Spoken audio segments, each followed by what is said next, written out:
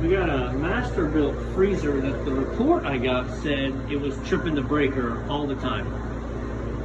I verified it was the double, and they said it is the double. Currently we're freezing, the fan's on, we're 32. I noticed that that door is not shut. It's overloaded, but look, so look what happens when the door doesn't shut.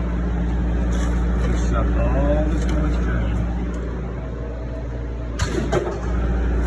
Now we're gonna freeze up the coil.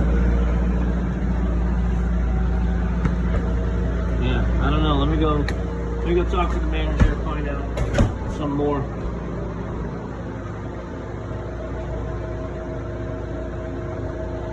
Let me force it into a defrost. You know, I could put it in a defrost, the breaker doesn't trip.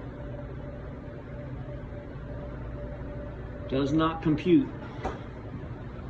What's going on here? Hang on. I'm still gonna leave this in a defrost because we want to hit that. But last time I was here, this was not here. This is what they're talking about. Tripping the breaker immediately. So we're gonna unplug it. We're gonna reset the breaker. We're gonna get up top. And check it for direct shorts to ground. Here we go. All right, I had no direct shorts to ground, which I just checked by using my plug. I just did continuity from grounds to one leg and then ground to the other, and I got no continuity. So there's not anything shorted out. So what I'm actually gonna do, I've turned this off here, okay? This is our control. I've disconnected my compressor and condenser fan. Now I'm gonna plug this in and see if it trips. Now, maybe it's just tripping, there's a GFCI there. Well, I don't know, was it tripping the outlet or tripping the breaker? It may just have a bad GFCI. Right, green light, plugged in, green light. Alright, when we flip the switch, we should energize controller. We got nothing. We should have energized the fans.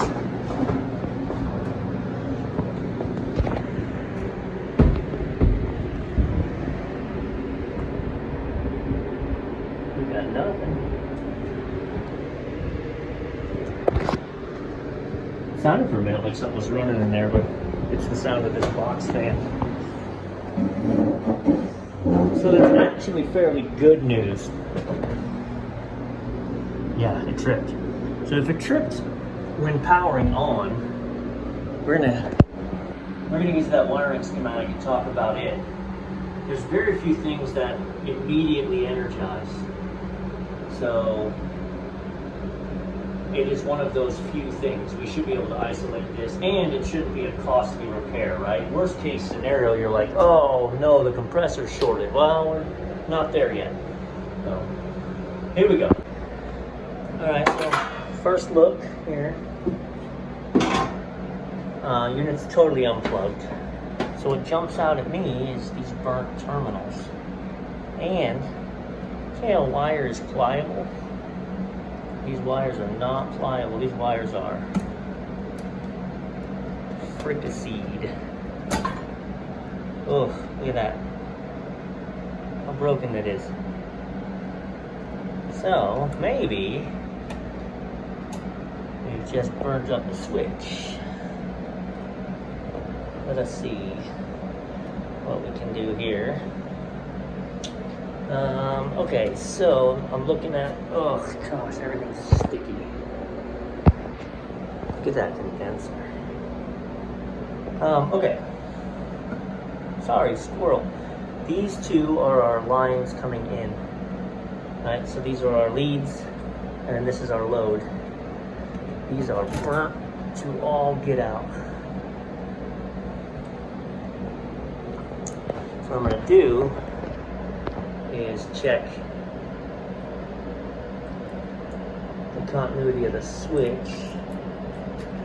I didn't have any direct shorts to ground, and that's what's weird.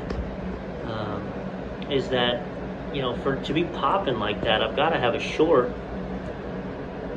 But a short should manifest itself as findable with the meter. So, hang on, let me show you. Now I got more questions. I'm just looking for something, and I've been here for 20, 30 minutes. The unit was unplugged when I got here, but the evaporator's all wet and cool. It's not cold, but it's cool. I was looking to see if the limit melted down or the fans were locked up. Everything seems fine, man.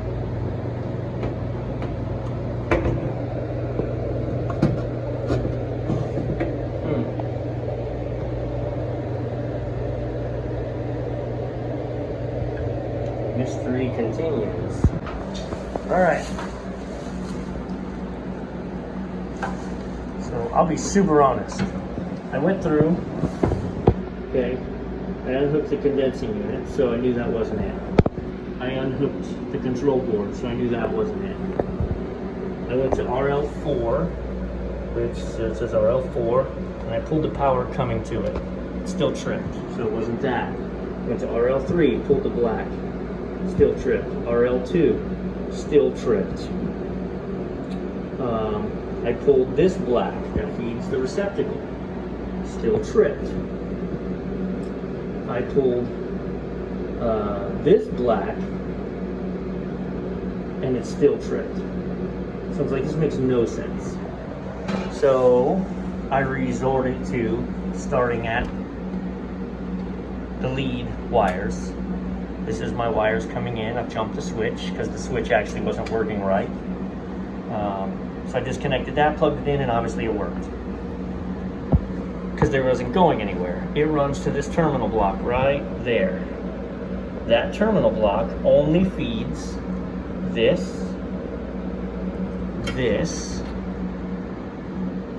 and this, which was here. So when I pulled that one,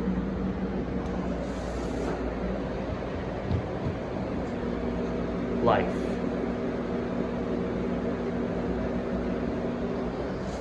So now we need to go to the schematic and find what, it's on number 4 on the terminal block, and it's got a brown and a black wire, so I really think it's the door switches.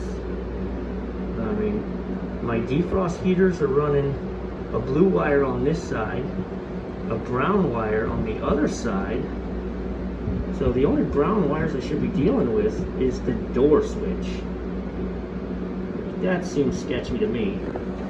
But she's on a delay, and the compressor did start, the condenser did start. I didn't give it a chance to see if the inside fans will start. If so, we're gonna go ahead and shut it down and clean this, because that's not okay. And then I need to see them running so I can get into the door switch and find out, is the door switch operable or not? If that's just the door switch, then he can roll for now until I get it squared away. So yeah, we got compressor, we got fan, don't have much airflow, but we're gonna let the coil cool down, because these fans aren't going to start in here until the coil gets to be a certain temperature. Oh, it's dropping. That's good. So I'm going to leave it alone for a minute. I'm going to make sure everything fires up. We don't have a light. That's interesting. But is that part of our circuit? Where's the light at? Lights when equipped. Sure enough, lights run through that circuit. We're dealing with a freaking bad door switch. Donkey Kong crazy. I'd have never guessed that one. Alright, we'll keep going. Alright, sometimes all you can do is all you can do. I gave this a very basic cleaning. my poor brush will never be the same. So yeah, long story short,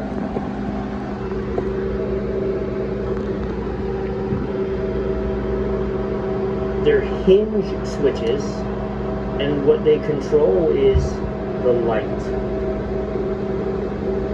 So what we have sacrificed is the light.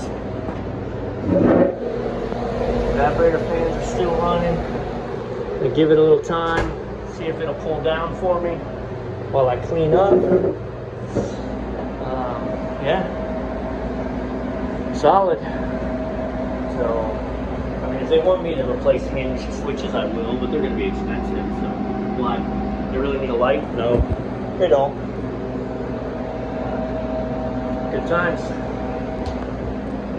Now we wait for the drop. Alright, this unit is not a blast freezer, it's a regular freezer. It's going to take a hot minute to cool down, but this one that I started with before, remember it was 32, I put it into defrost, came out of defrost, boom, 17 below.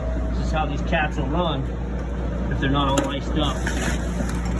Now I'm going to assume this is way overloaded because the other freezer was down, but I need to watch.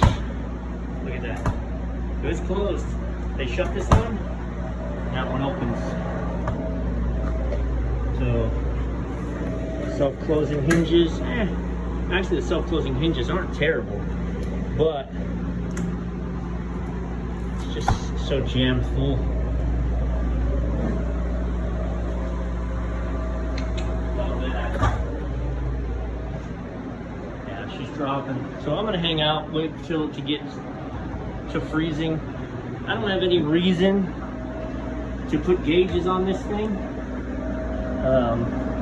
You know, I got a nice hot discharge line. I got a tepid, lukewarm liquid line. And I got a nice, cool, sweaty suction line coming back. Freezer's a freezer. Boom. In the name of saving the customer time and money, I'm not going to stay here till this thing hits zero, because again, it's a slow drop. This is not a blast freezer, it's just a regular freezer. So, manager's got my number, I'll have him text me a couple hours where we're at, but that's going to be it. Hinge switches controlling the lights. Terrible.